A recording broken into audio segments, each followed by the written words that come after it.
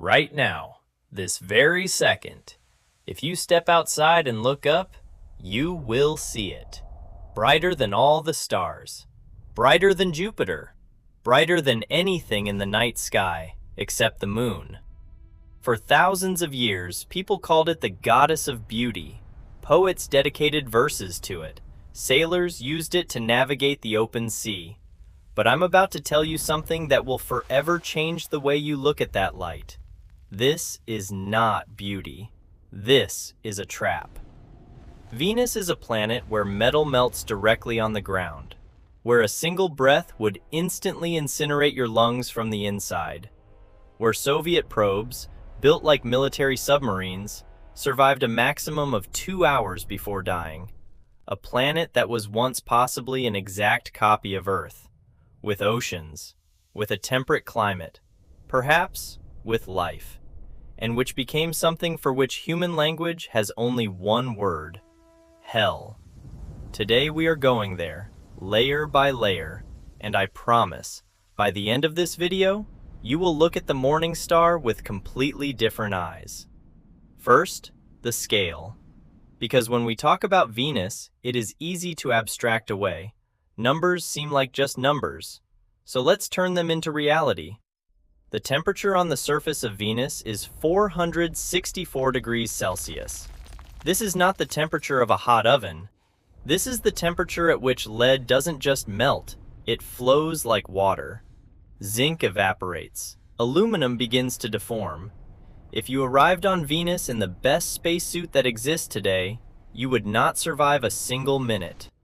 Not because you would run out of oxygen, but because the suit would start melting before you even had a chance to look around. The atmospheric pressure at the surface is 92 atmospheres. That is the pressure at nearly 1 kilometer below the ocean surface. That is where military submarines operate at the absolute limit of their capability. Venus presses down the same way, but not with water, with scorching hot gas. And finally, size. Venus is almost an exact copy of Earth in size and mass. The difference is less than 5%. We are literally looking at a twin planet, a sister to our world. Only this sister lost her mind. Let's go deeper, into the atmosphere. At an altitude of 70 kilometers, the clouds begin. But not like ours. These clouds are made of concentrated sulfuric acid, the same acid used industrially to corrode metal. Acid rain here is not a metaphor. It is a literal reality. Except the rain evaporates before it reaches the ground, turning into a caustic fog that hangs in the air permanently. In the upper layers of this atmosphere, winds blow at 360 kilometers per hour.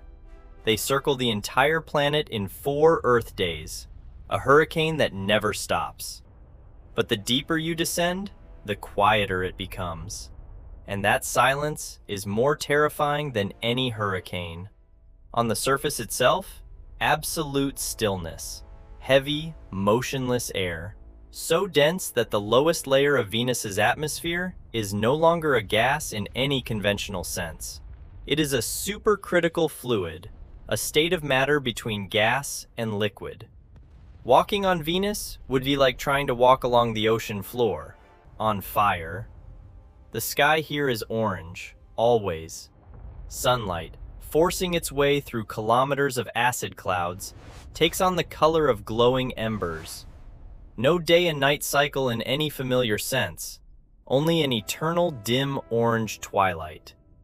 The surface beneath this sky is covered with thousands of volcanoes. Some of them may be active right now. Lava plains stretch for thousands of kilometers without a single break. Sharp basalt rocks jut out from solidified rock, the very ones that the Soviet probe Venera 13 photographed in 1982. Before its electronics literally cooked alive 127 minutes after landing. 127 minutes, a record that has never been broken. That is how long humanity has managed to survive on the surface of Venus. 2 hours and 7 minutes. And then, silence. And the mountains on Venus are covered in snow. Except it is not water. It is metallic snow made of galena and bismuth, metals that evaporate in the heat of the lowlands and condense on the cooler peaks. The Maxwell-Montes mountain range glitters with metal in the eternal orange twilight. This is not another planet in any abstract sense. This is another kind of hell, concrete, detailed, and unbearably real. Why? How did a planet almost identical to ours in size turn into this? The answer lies in a chain reaction that scientists call a runaway greenhouse effect. Once, between 1 and 2 billion years ago, Venus apparently had liquid water, perhaps entire oceans. The climate was temperate.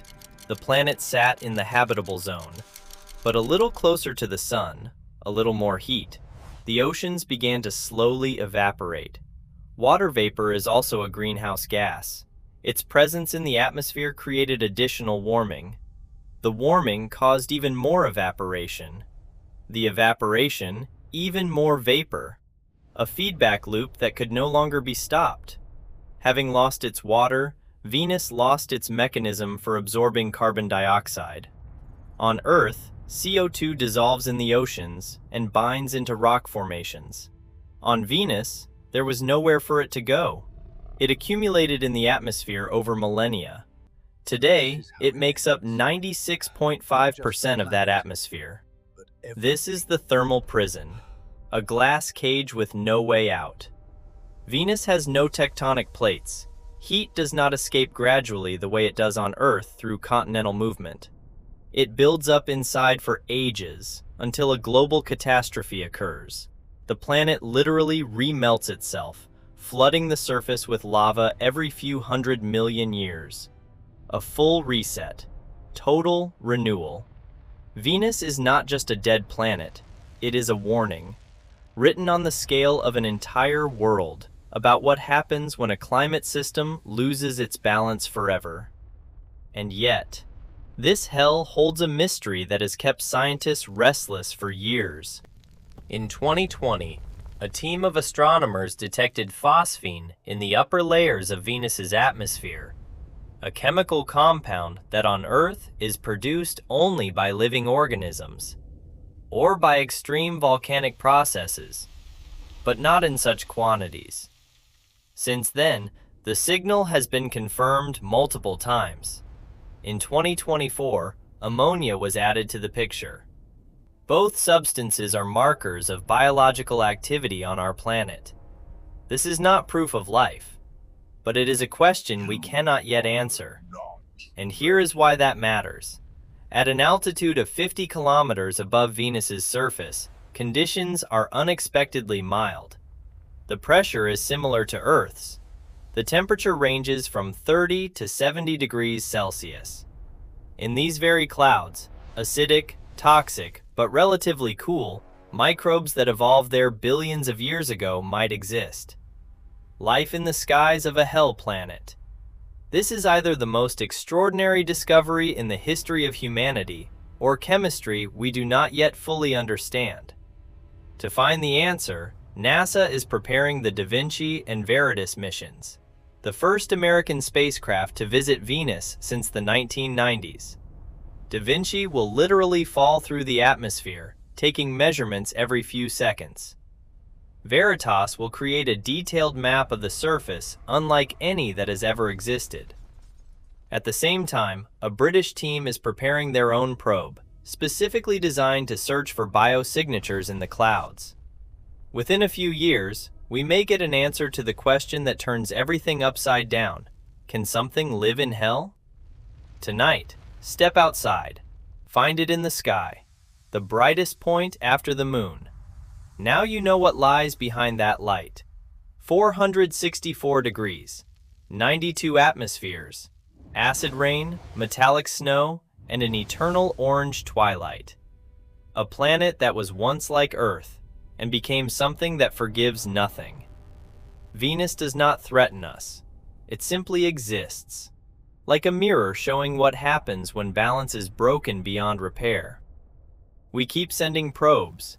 We keep asking questions. Because it is our nearest neighbor, the most dangerous teacher, and perhaps the only place in the universe where something alive is floating in acid clouds. If this hell gripped you the way it grips us, subscribe. In the next video, we fly further, somewhere colder, darker, and far more terrifying.